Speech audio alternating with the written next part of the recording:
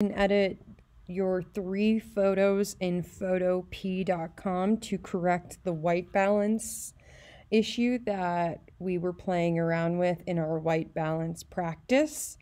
There are ways in Photoshop and Photop that you can try to fix as best as you can. Not as of much of a fix as if you did it manually in your settings right off of the bat when you're taking your photos, but we'll show you what you can do to make for a better image so it doesn't have that warm or cool tint.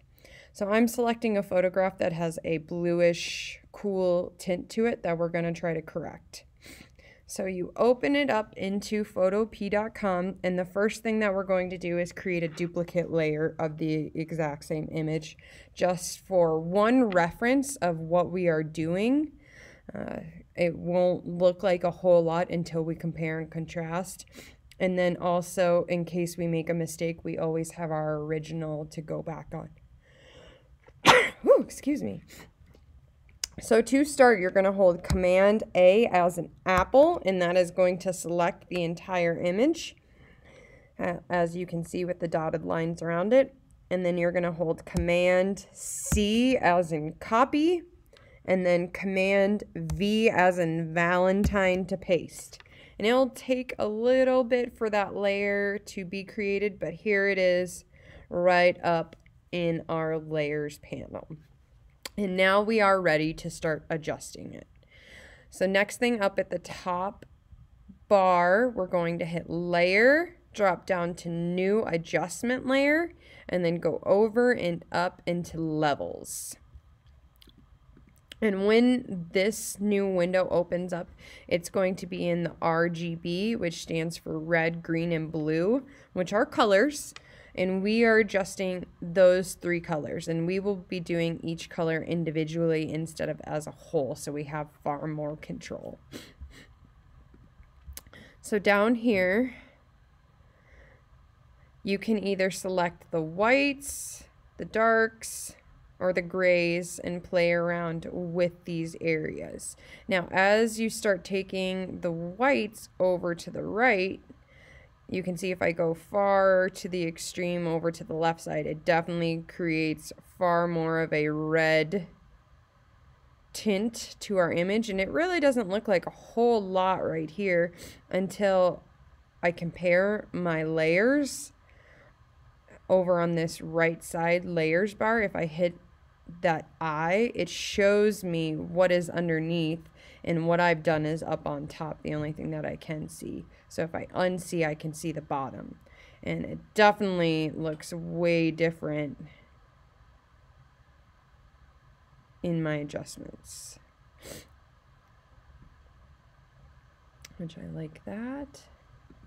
Compare. Oh yeah, way warmer now. So I've done my red. I can do my green, which I don't need to adjust my greens and my blues as much because it was the stronger of the colors over our image. Just a little playing around. Okay, I like that. And then our blue, little bit. And like I said, if you're unsure, hit this eyeball and compare, which my original, way blue and green, compared now to my edited, which far warmer, more probably correct of what the colors would look like, that orange of that truck. So you need to decide your happy medium. You as the artist decide what you think looks best, because each individual person sees color differently as well, and depending on the lighting. We can adjust as best as we can in Photoshop, but the best adjustment that can be made is when you are out taking photographs with your camera or your phone, adjusting those settings right off of the bat. So once you find where your happy medium is at with your layers adjustment, then you need to file, export as a JPEG. And JPEG, that's a good size, quality, good. We're gonna save it. And if you are working in Chrome like I am, I always like to show it in Finder and then retitle truck edit 1.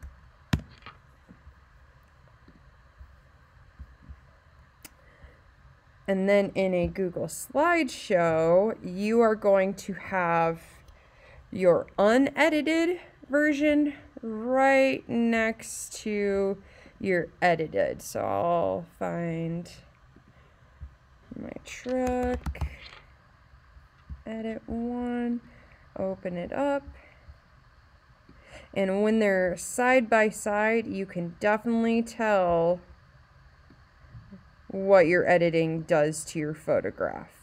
Far more correct in the colors. It doesn't have that bluish tint as intensely as it does over in here.